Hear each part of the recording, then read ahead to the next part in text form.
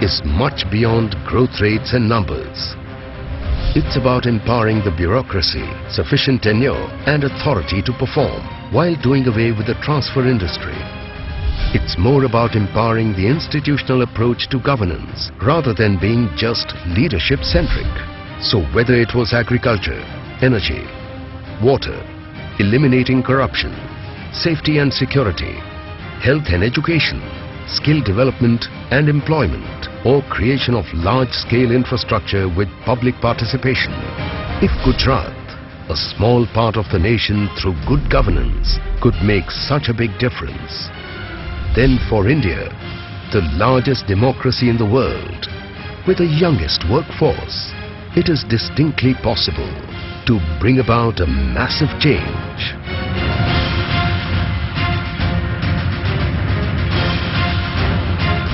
Let's together be the change.